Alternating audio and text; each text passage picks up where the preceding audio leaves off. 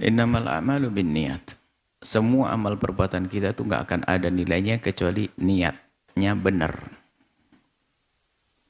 Jadi kuncinya niat. Niat itu yang dilihat oleh Allah. Niat itu karena dia kenal Allah. Termasuk jihadnya, belajar ilmu sampai jadi ulama, kemudian juga bersedekah. Mereka itu adalah orang yang pertama kali neraka dinyalakan untuk mereka. Siapa mereka? Orang yang jihad bukan karena Allah. Kan bahaya, bukan karena Allah, munafik.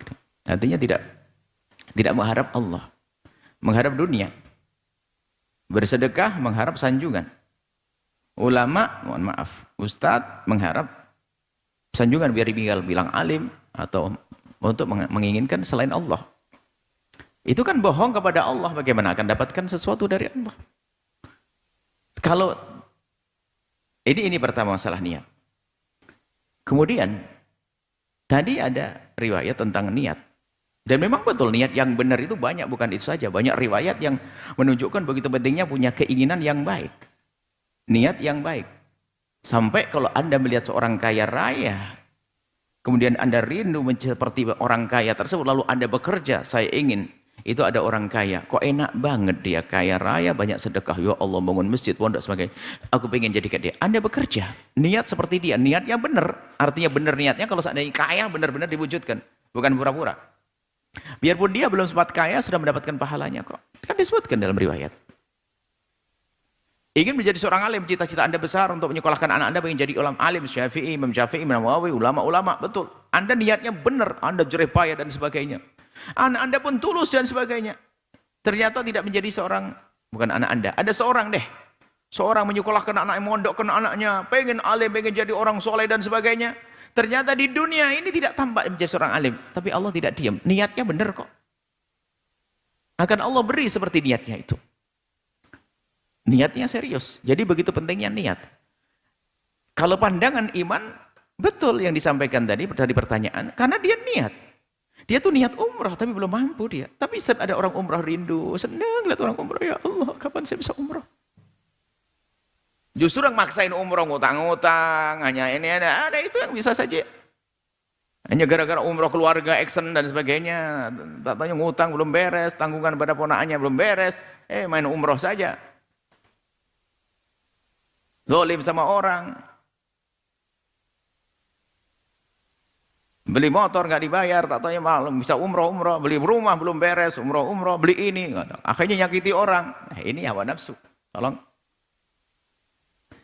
Jadi tolong ini masalah niat. Benar, penting sekali menata hati. Bukankah itu yang dilihat Allah hati? Bukan dohir daripada suar kita, gambar kita, batik, niat. Jadi betul. Ada orang niatnya bagus, tapi niatnya itu memang benar. Tapi dia belum umrah, memang nggak punya duit dia untuk umrah, belum haji. Yang nggak diterima niat bohongan. Insya Allah ya Allah saya pengen umrah, pengen haji ya Allah. Giliran punya duit, aduh pengen beli mobil double dulu deh. Dari ini ya bohong dia niatnya. Allah juga tahu kok bohong itu. Ini yang disebut itu adalah orang yang benar niatnya.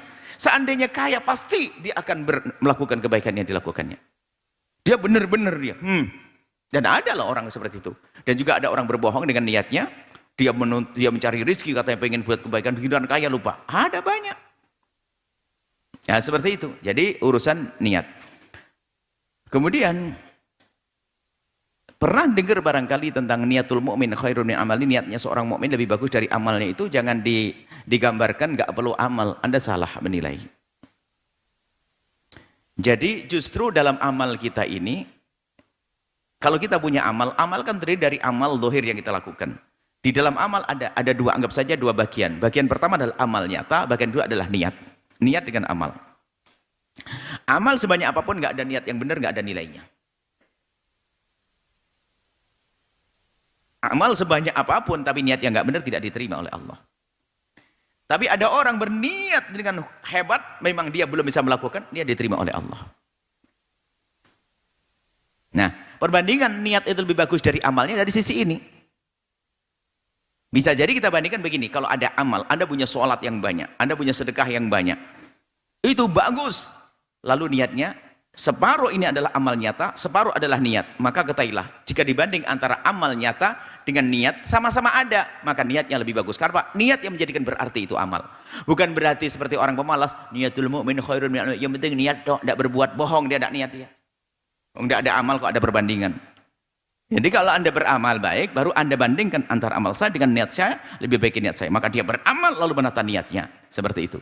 Jadi tidak bertentangan antara riwayat yang pertama dan yang kedua. Yang pertama adalah orang tiba-tiba dilempar ke neraka, padahal dia ahli ibadah, ahli jihad, padahal dia adalah ahli sedekah. Ternyata itu semua bukan karena Allah, pengen disanjung manusia. Sampai dikatakan dalam sanjung, kau minta sanjungan dari orang yang menyanjungmu tadi. Suruh minta pahala dari orang yang menyanjungnya. Sementara ada orang ini, maaf, dia fakir, dia nggak mampu.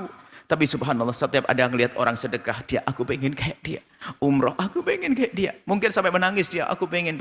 Sampai mati, mendapatkan pahala kok. Dan tidak berat. Karena urusan hati yang paling mahal. Masa? Sama, jadi si fakir dengan si kaya itu sama.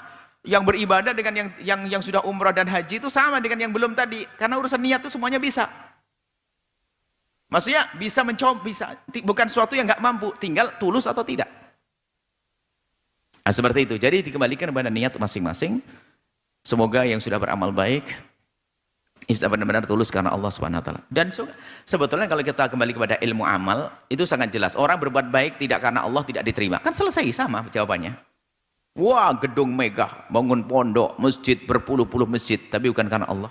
Hanya pengen disanjung bahasanya dia dia telah dapat rekor pembangun masjid terbanyak di Indonesia Raya. Pembangun masjid terbesar di Indonesia. Pembangun masjid terbagus di Indonesia. Pembangun hanya pengen situ, langsung wah, oh iya Pak ini, Pak Haji ini. Nah, kalau hanya untuk situ, kata malaikat mengatakan, kau minta sanjungan, minta pahala dari orang yang menyanjungmu dulu. Yang ulama pun juga hanya hebat dengan fatwanya, dengan ceramahnya, viralnya, pondok besarnya dan seterusnya. Hanya itu saja, maka dia hanya merindukan sanjungan, bukan rindu Allah. Kalau rindu Allah, ya karena Allah. Makanya itu ilmu yang kata Imam Ghazali yang terus perlu diasah adalah menata hati niat. Sehingga masalah niat itu begitu pentingnya. Lihat, Imam Ghazali membahas tentang niat adalah luar biasa di awal kitabnya. Imam Nawawi dalam hadisnya pun juga mengatakan namamu niat. Niat begitu penting. Niat Anda karena Allah, karena Allah, karena Allah. Jangan sampai kita berbohong-bohongin Allah. Allah kan Maha tahu. Bohong sama orang mungkin tidak tahu. Ya Allah yang tahu apa yang di hati kita.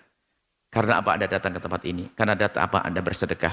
Pastikan itu karena Allah yang diterima oleh Allah Subhanahu wa taala. Tidak susah dengan Allah, mudah. Mudah, hanya tulus kenal Allah. Maka yang kenal Allah tidak akan susah. Susah yang tidak kenal Allah. Kalau kenal Allah semua berbuat karena Allah. Otomatis Allah, karena yakin seyakin-yakinnya. Seperti itu loh orang yang kerja, yakin bosnya banyak duit, bosnya royal. Loyal dan royal bosnya itu. Setiap akhir bulan pasti gaji. Ya kan? Nah, maka yang bekerja itu tenang saja karena yakin sudah tahu bosnya ngasih duit. Coba ketemu bos yang sebelahnya, aduh bos ini paling pelit kalau suka ngasih gaji telat, kadang-kadang enggak ini, kadang-kadang sengaja biar kita wah ini sudah ragu-ragu, nggak percaya bosnya. Ini kita, keyakinan kita dengan Allah sejauh mana?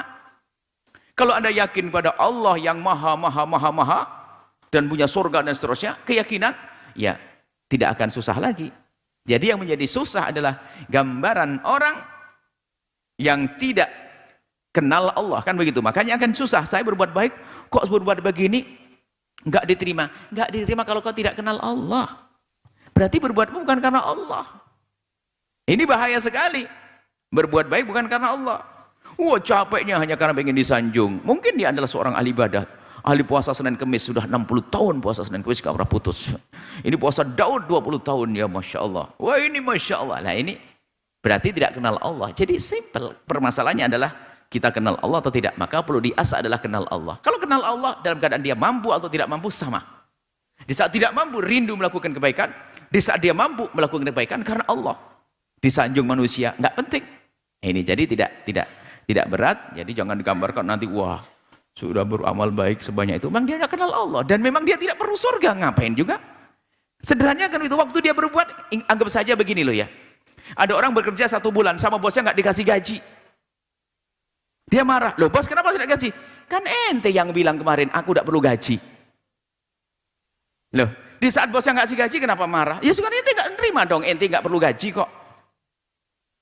Karena dia ngomong, cuma dengan Allah kan nggak pakai ngomong, hati tidak perlu pahala, kan gitu sama.